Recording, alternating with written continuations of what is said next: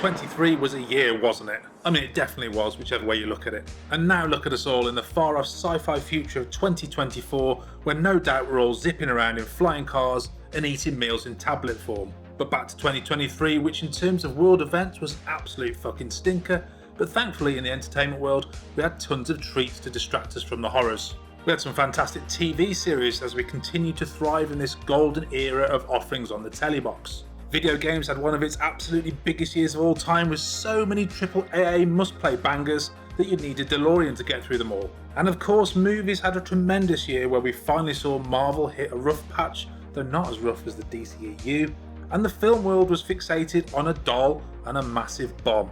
I managed 59 movies from 2023, and living in the UK, a lot of the best films from this year won't actually hit our shores till 2024. So this is a list of releases available in the UK across the year which I was able to see. And because I'm greedy and I think you, the viewer, deserve it, we're not covering 10 films here, no. We're going for a bumper selection of 20. And my god, will the generosity never end? Here's a few honourable mentions too. No One Will Save You, a taut home invasion sci-fi horror with a polarising ending which didn't sit right with me. Dungeons & Dragons, light, throwaway, a little predictable, a tad forgettable, but extremely entertaining. Biosphere, a sci-fi comedy drama full of Mark Duplassisms which goes to some very interesting places theme-wise. Luther the Fallen Sun, a bit sillier than the TV series in general, but a good stab at movifying it. Worth a watch if only for Andy Serkis's hair, which really ought to have had its own credit.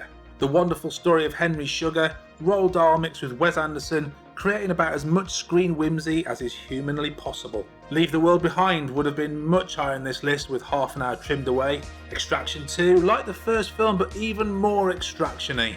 The Beasts, bleak as a really bleak thing in bleak midwinter, and also a true story which makes it even more bleak. The Covenant, a very non-Guy Ritchie film, which feels like it should be a true story, but cheats by not actually being one. And Scream 6 might well be the final film of the series, but not a bad way to go out if so. Righto, let's kick off the 20, starting with a documentary of all things.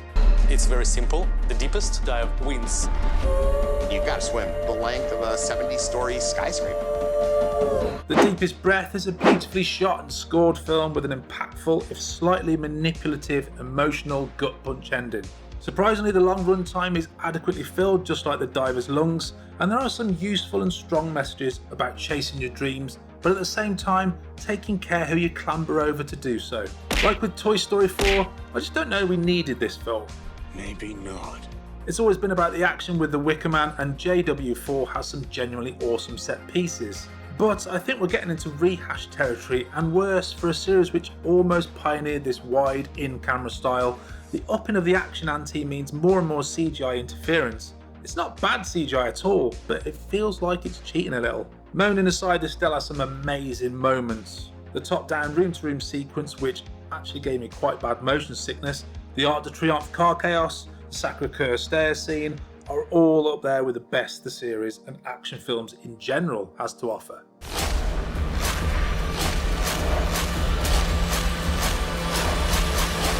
My Godzilla knowledge is just above -0. Outside the US films, I may have seen some of the early original films as a kid, but I don't remember them. And I would imagine this is a Godzilla fan's wet dream. It's thematically strong, epic in action, and surprisingly emotive. For an apparent $15 million budget, it's amazing how good it looks too. Hollywood blockbusters, hang your head in shame. I'm trying to save him from a lifetime of humiliation! Somewhere in Queens is effortlessly likeable.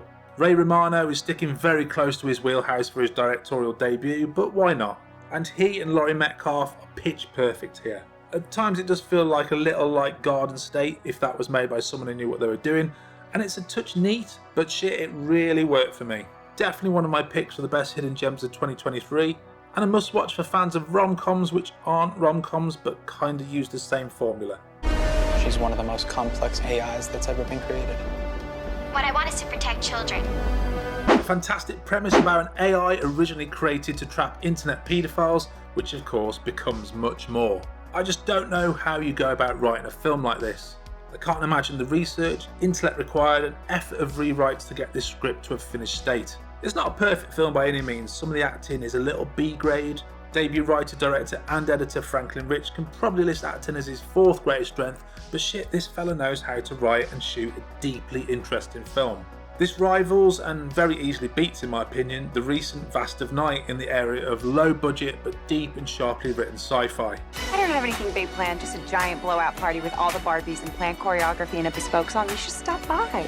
So cool. I'm obviously aware of how big a deal Barbie the doll is, but even when news broke that this movie was to be directed by Greta Gerwig, with Margot Robbie in the lead and Ryan Gosling as Ken, I'm not sure many of us could have predicted A, how much money this film would make, and B, that it would be not only worth watching, but pretty damn entertaining. I will say the end product doesn't quite match the phenomenon that it created alongside Oppenheimer, but I think we can all agree that it was great for cinema. It is a massively fun movie though, pretty much how I expected to go, in a kind of less frenetic, more feminist spin on the Lego movie, even down to its weakest link cameo role from Will Ferrell. And for a film which is all about holding up the patriarchy to a magnifying glass, amongst other themes, I almost felt guilty about Ryan Gosling easily being the MVP. Don't at me, you know it's true. I need the greatest basketball shoe that's ever been made. Who's the player? Michael Jordan. I'm a fan of biopics, so anything in this realm which comes along with an interesting enough story and a bit of pizzazz behind the camera is just going to hit for me, just like you hitting that subscribe button. There's nothing particularly special about Air, it's just all done so slickly. It moves along at a great pace, the cast are all spot on, and it's just extremely likeable. I don't quite see the Oscar buzz because it does feel like a jack of all trades, master of none kind of film, but it's no surprise to see this one on lots of best of the year lists. You don't look so good, Mom. Nothing a big old kiss from you won't fix. Evil Dead Rise is a gleefully gory, back-to-basics horror thrill ride. Apart from bookended prologue and epilogue scenes, which are clearly setting up sequel potential, the series moves from its famed cabin-in-the-woods setting into the concrete jungle, specifically a high-rise building. Writer-director Lee Cronin uses this confined space to great effect, creating a tightly paced game of horror cat and mouse.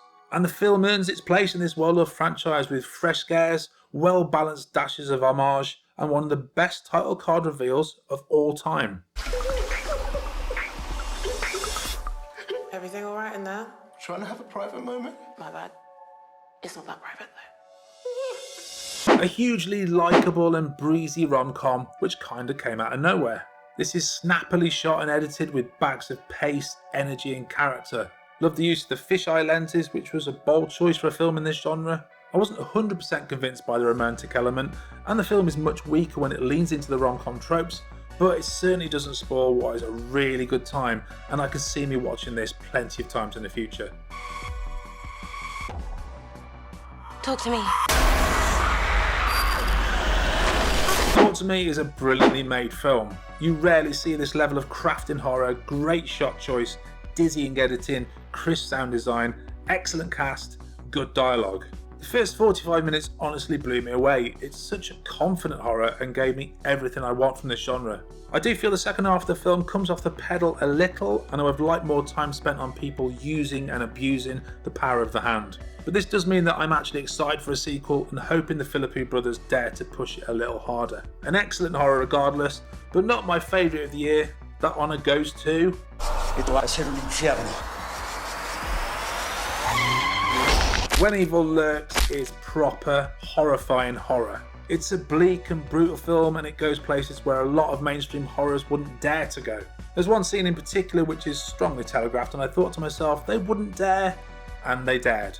The film is full of exposition, which at times does have a bit of a make it up as you go along vibe, but it does work due to the nature of the horror and its very specific locality. Horrors like this don't come along often. None of our lives can matter more than this mission. I don't accept that. Incredible that this series continues to churn out bangers. I will admit that I have more issues with this one than any other MI entry since 2. Way too much clunky exposition, and just like with John Wick 4, for a series famed for practical stunt work, there's a hell of a lot of CGI and green screen, which is a slight shame. Though it's all very well done, but Tom Cruise is approaching pensionable age, so I can let him off with getting just a little bit of help. In spite of these issues, we're still talking top level action, and Cruise does still motorbike off a cliff. Some of these scenes are magnificent, even though we've seen versions of them before. Series fatigue is setting in just a little, but how many other film series can boast a 7th entry as strong as this? The answer is none.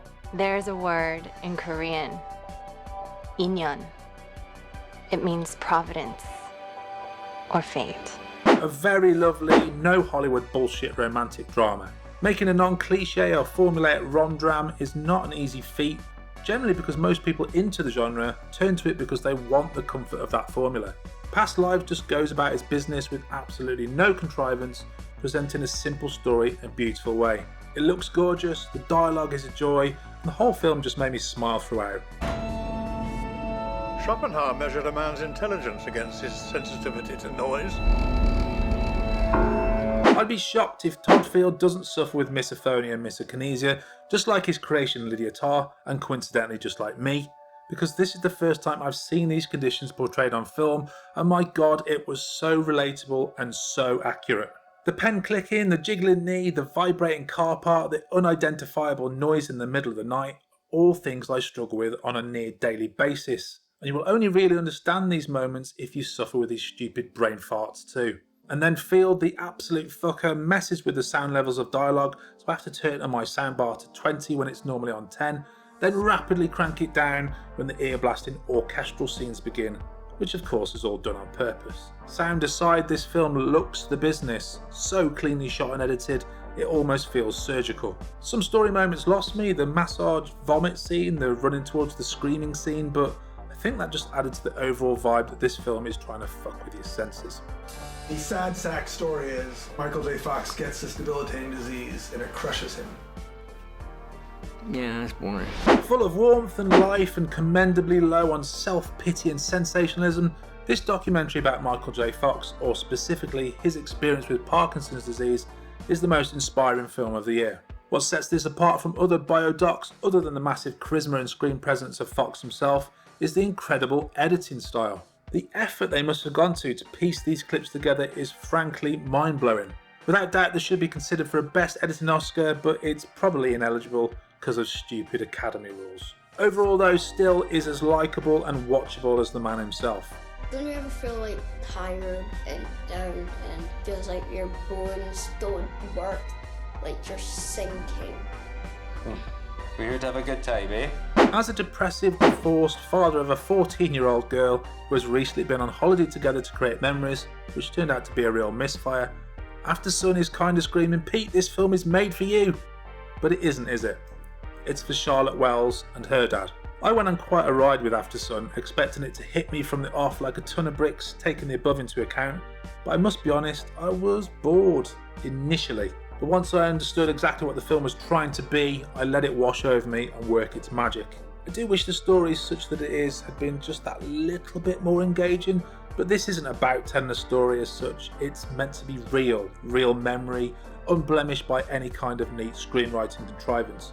The final scene caught me as I left the cinema at my car later on, and pretty much still a year later, a really powerful moment.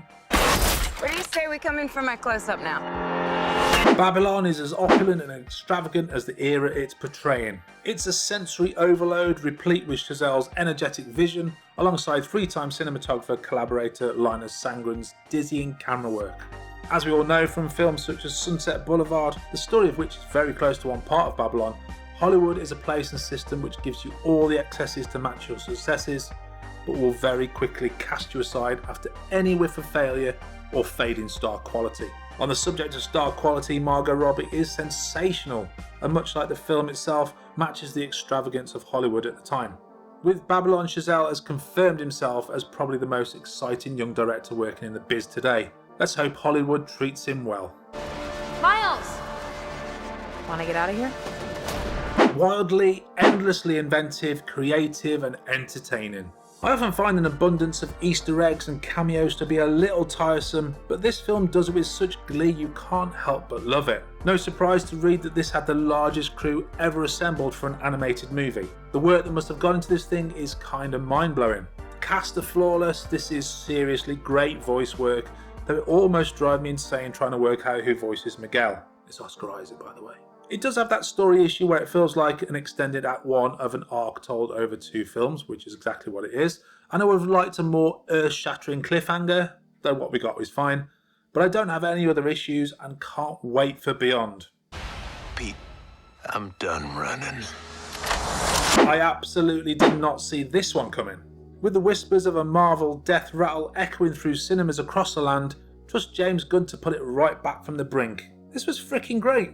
Gunn has finally hit his stride with this, Peacemaker and Suicide Squad back to back. It really has found that perfect balance of action, comedy and heart, and this has brought the MCU out of the doldrums and has given me reason to watch superhero films once again. I think my only real complaint on this one is that Adam Warlock was massively underused. I enjoyed what Will Poulter brought to the role, but it felt like he was a bit of an afterthought. Loved it otherwise, and easily my surprise of the year.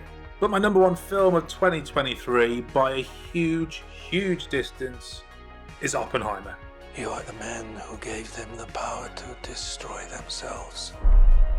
And the world is not prepared. An absolute masterclass in editing, writing, acting, pacing, sound design, vivid special effects, and another incredible score by Ludwig Göransson.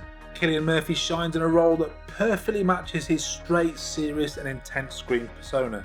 Massive credit to Robert Downey Jr., who steps way out of his comfort zone and drops his well-worn mannerisms to play one of the most self-absorbed characters ever put to screen. Honestly, if this wasn't a true story, the pettiness of this man would be very difficult to believe. And the rest of the humongous cast are all brilliant, with Emily Blunt rising above the pile, as she so often does. As you will have noticed from the rest of my top 20, as a very critical lover of films, there are always areas of films which don't quite work for me in one way or another. Not so with Oppenheimer. This is a clear 5-star, 10 out of 10, 100% classic, and is my favourite Christopher Nolan film. So there we go, lots of films from a great year. Let's hope 2024 throws us a similar bunch of goodies. Happy New Year, and thanks for watching. Game over, man. It's game over.